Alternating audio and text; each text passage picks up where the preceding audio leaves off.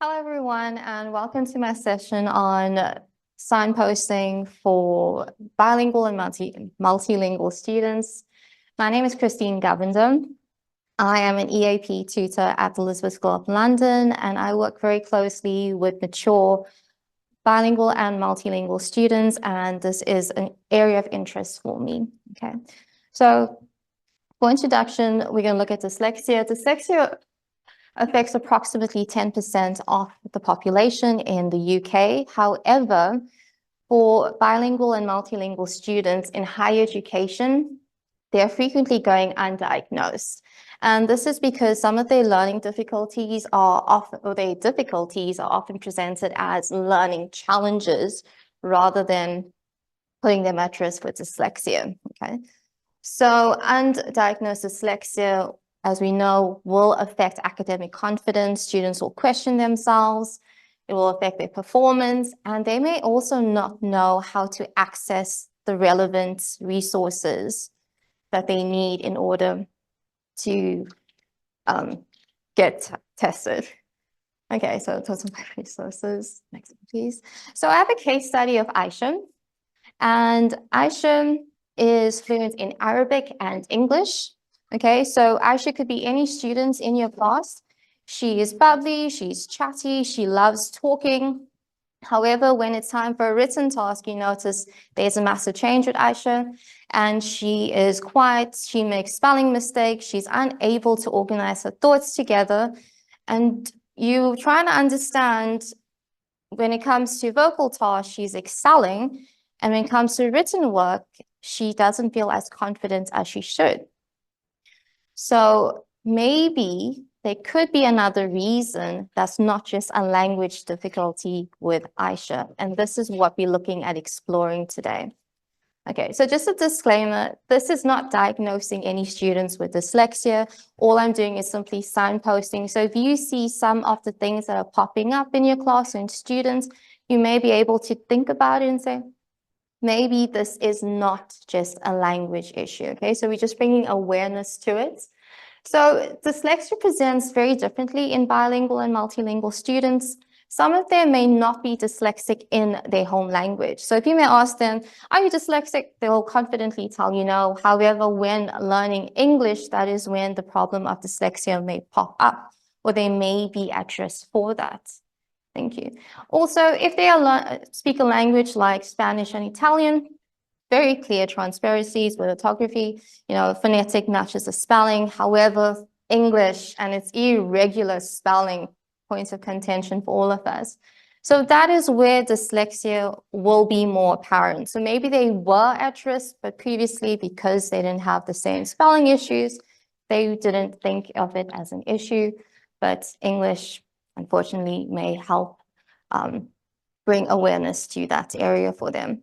So another issue is that we, even educators or EAP practitioners, may assume a lot of reading and writing difficulties stem from second language learning. I do want to say that is a common and normal narrative to pursue, okay? However, some students may be at risk for a neurodevelopmental disorder. So that's something we need to be aware of. Okay. So we have students that may think they're dyslexic. They may think, okay, maybe I'm at risk for this. However, there's also further complications along the way. So even if they do get tested, a lot of the dyslexic screenings that they will go for have been made for monolingual English speakers, okay? So that's something that needs to be looked at. You need to check the screening. Does it include like low language level of English if they are getting screened? So that is obviously something we will have to look at in the future when we are looking at screening. Also, thank you. I'm not sure about you, but a lot of us, and I speak from my personal experience and my colleagues, that we don't receive training and identifying dyslexia or even signposting for risk, okay? Of course, none of us are able to say a student is dyslexic. However, in bilingual and multilingual situations, we will necessarily assume language barrier rather than saying, that sounds like dyslexia, that may be dyslexia, and we may ignore it, not because out of malice, but simply because we lack information on the subject, okay? So those are external barriers on top of the barriers that the students are facing, which complicates this very diverse subject, okay? So I'm going to walk you through some of the key challenges that you may face in EAL students and dyslexic students. So I got a table, and I'm going to do the dyslexic challenges first and then the reading challenges after that. Okay. So some of the challenges that could present, it's not limited to this list. It's not the end all. It's just some of the reasons that may pop up in a student. So with dyslexia, it's decoding and reading individual words, okay? So this means that a student may read a word, see it in print, see the same word on the screen, and not be able to match it, okay? So that is not saying they don't know unfamiliar words. They can't recognize a word they have seen already, okay? With them, they do have slow cognitive processing with reading. It's going to take much longer. They're going to go over the words very slowly. They may forget what they've read. And that is a way of showing you that they may be at risk. Ineffective visual processing. Now, this actually refers to visual issues that they may have. Some of the words may be blurry. They may mix up initials. They may skip a few lines in reading, and you're like, can you go back? And they may struggle to find their pace, okay? So the last point we have here is problems with working memory. Of course, when they're reading, they may forget what they have read earlier, or they may not have the working space to understand what they have read. Now, with EAL challenges, when students come across unfamiliar text, they may not know how to sound it out for lack of knowledge of how to say the word, okay? But if they see the same word in multiple settings and lots of exposure to English, they will remember the word, okay? Unlike with decoding with a dyslexic student, they will forget it, or they will not remember it or even recognize it. Again, unfamiliar phonics, this is not knowing how to sound out words. It may affect their spelling, but with regular exposure, this will dissipate over time, okay? So that is one of the main differences that I want to highlight. Of course, lack of knowledge, language structure, they may not know how to construct a complex sentence, okay? But that again, because they may only use simple sentences and they don't have the necessary skills. Once we teach them, once they sit down and learn the basics, they are able to combat that and overcome it. With dyslexia, for students at risk for it, that is a lot more trickier and harder for them to get. And again, language of lack of familiarity with generic conventions of text, that is what they're unaware of academic text, how to read it, how to process it. That is a skill that they can learn. So I do want to say, I'll stress that a lot of this will go away with time and a student working with you or a tutor. This will still persist, okay? So the student will still make the same mistakes that they made in semester 1 all the way to foundation and their last year. If they are still making these mistakes, then maybe we should look at other reasons why they're making these mistakes. Okay, the next one, please. Okay, same thing, I'm gonna look at writing, and the reason why I'm doing this is just to break it down as in what we should be looking out for in the classroom, okay? We should be looking out for processing speech sounds and phonics. I'm going to lump that together. So with the dyslexic students who are at risk, they will have lots of spelling errors, okay? Because they don't know what the sounds sound like. When they write it down, there's a mixture of sounds. So the words are written and spelled completely different to them. Speed of processing. So they will take much longer to process. They already have a reductive working memory. So it's a lot slower. The process for them is slow, it's laborious, and it takes a lot of time. This is penmanship and motor skills. They don't like, a lot of them will prefer typing, okay?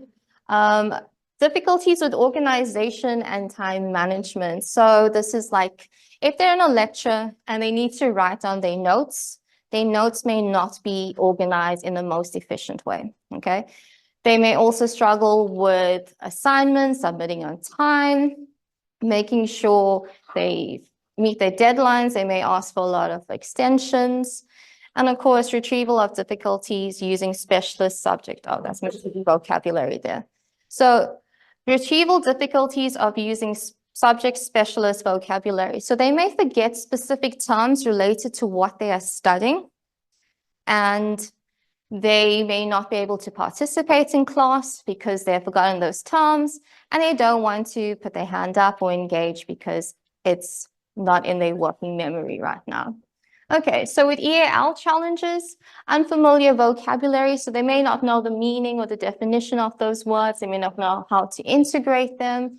They may have a lack of spelling conventions. Of course, this is very familiar to us, issues with syntax and word order, lack of grammar, over grammatical conventions, and difficulties with generic textual conventions. Again, these things with support will appease over time.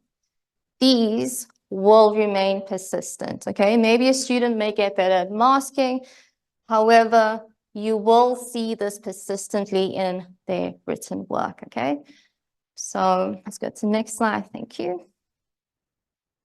So I'm just going to look at academic skills in dyslexia that may pop up as a challenge, and EAL, sorry, I should have introduced that, English as an additional language.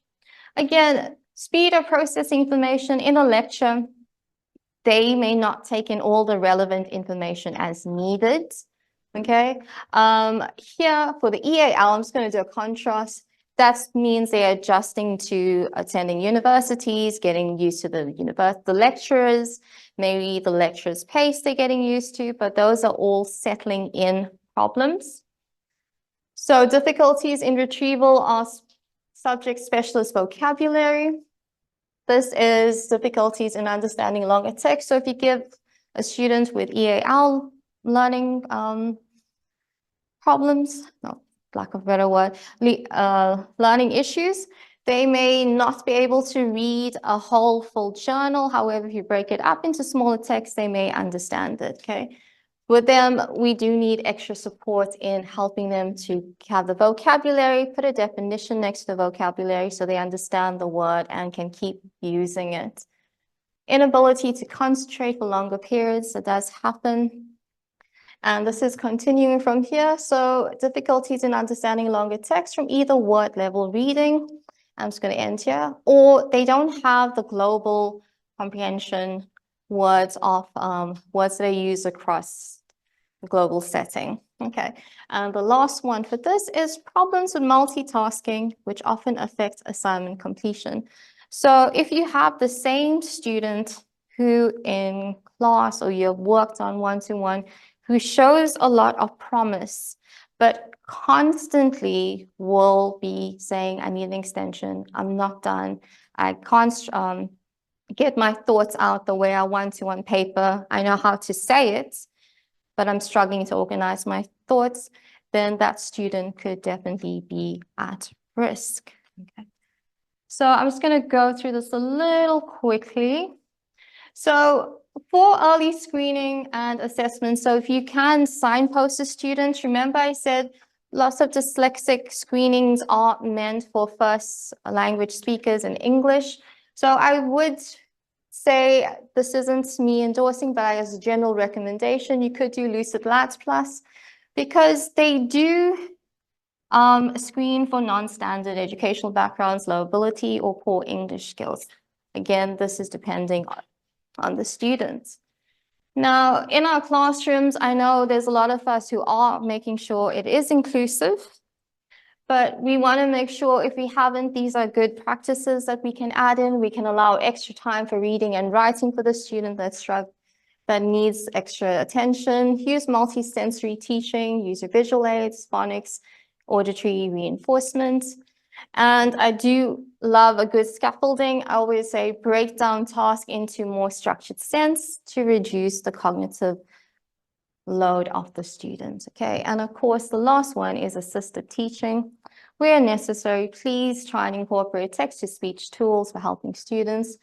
And this is something that I've come across. A lot of students don't know how to take notes or use a mind map. So for them, this is something new, okay? So we need to train them and help them to do that. And of course, use speech-to-text tools. You can find one that fits best for you. Okay, so final thoughts. English academic has its own challenges, and then you compound it with language barriers for those who experience English as an additional language. So some students will continue to struggle with English despite your best efforts, despite their best efforts. So again, we need to look at why they could be struggling. Consider dyslexia. There are multiple other barriers that they could face. Okay, I'm just highlighting dyslexia today. So if you feel they fit another one, please highlight or signpost accordingly. And of course, we do have a key role in recognizing signs. Maybe they may think this is okay. Everyone is struggling learning English. Everyone is struggling in this coursework. So you need to say, I think I've noticed this in you. Would you like to talk about this, or can I give you materials to signpost you for recording help? Okay.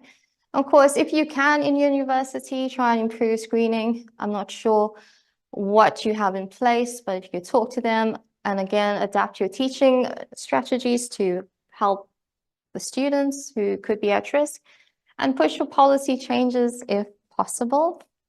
And again, inclusive learning is not just for those who need help, it's for everyone. It makes it easier, it makes it more supportive, and it makes it a learning environment where we all feel like we want to learn and enjoy our learning space. Okay, so on reflection, I know it was me talking a lot and I didn't have a lot of interactivity activities, but I do have a quiet reflection for you. Think about your practical steps that you as an individual and institution can take to improve dyslexic support for bilingual and multilingual students in the UK higher education. Okay, so I'll let you mull over that, and thank you very much. Do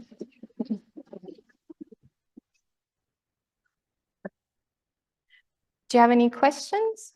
Yeah, I worked in FE before I came to higher education. One of the things is every year we used to have a lot of training as a staff as a whole, and we sit in the things, the adjustments you can make. All that actually is good for everybody. Like thinking about the kind of font you use, the sort of colour background. And I'm just shocked at university that they don't do that. Well, we have got it here. Thank you very much. Thank you for highlighting that. Okay. Anyone else? Okay. Yeah, no, that was a good stuff there. Thank you. All right. Thank you. Okay, well, thank you very much. We are going to, for those of you online, we're going to stop the recording and final round of applause. Thank you.